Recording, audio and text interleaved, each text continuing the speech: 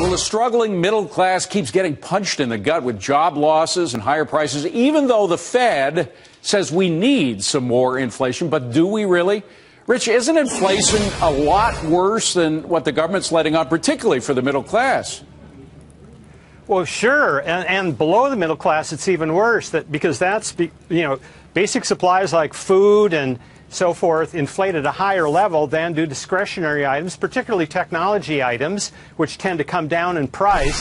So the poorer middle class end up paying a lot more. They're paying for this cheap dollar. So, Cheryl, the Fed is actually doing more to make life tough for the lower rung than anybody else. Correct. And let's not forget the wage situation. We just got that big jobs report last week. And if you look at wage growth and you add it in, if you combine it with inflation, right, we haven't seen anybody get a pay raise since 2005. We're living the same way we were living in 2005 on a dollar per dollar basis. That's not going to cut it in 2015. That's 10 years later. And Sabrina, the IMF just came out with a report today saying, get used to it.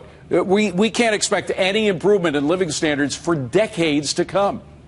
Yeah, and I was going to add to what Cheryl just said, that wages may have inched up just very slightly, but hours were contracted. Yeah. So it means, even less than it would have otherwise. And I think that some of the regulations that we're seeing, again, here in Washington are making things like buying regular household goods and food more expensive. But having a free society means that you have to have affordable goods and services. And that's something that we are finding is more and more difficult for average Americans. Our colleague on Forbes on Fox, John Tamny, just came out with a book. I want to give him a plug, which says that we can snap back in no time if we have the right policy. So I think the IMF grim assessment is a little too much. Meanwhile, folks, after years of the government telling us that we eat way too much salt, well, now a lot of researchers claim salt is actually good for you. So should we buy into anything the government tells us about our health? Cheryl, I just want to quote what one of the researchers, and this is a woman of great importance. She's the former president of the American Heart Association. She said the current salt guidelines are based on almost nothing.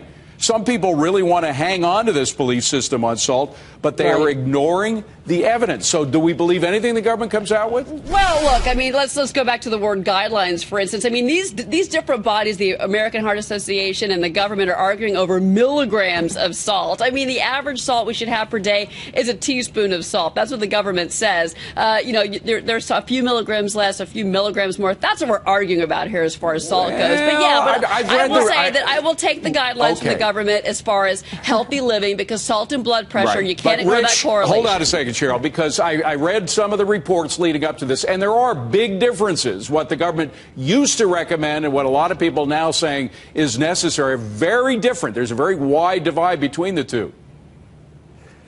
Yeah, I think this just comes down to common sense. If you avoid junk food, you avoid a lot of excess salt. So avoid junk food and happily salt whatever is left. Well, Sabrina, should we avoid advice from the government on our health?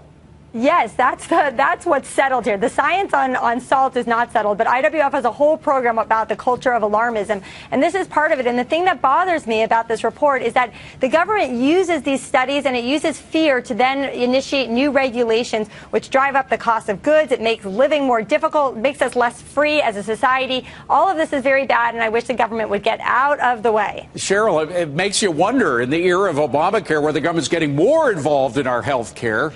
Sure. Gosh, I feel cornered by this. Because it's going to cost them. Why do you think that so many American corporations now have gyms and Weight Watchers meetings internally, because they want their employees to stay healthy so they don't end up at the doctor facing a heart attack or a stroke, which I'm sorry, those are horrible things in your life, but it's also a very costly thing when it comes to your health insurance. No, it makes good business sense to keep people healthy. Let's just not take advice from the government to do that. Rich Karlgaard, Sabrina Schaeffer, Cheryl, Casone, and don't forget, by the way, you can catch Rich and Sabrina and myself, by the way, on Forbes on Fox every Saturday, 11 a.m. Eastern Time. That's on our sister network, the Fox News Channel.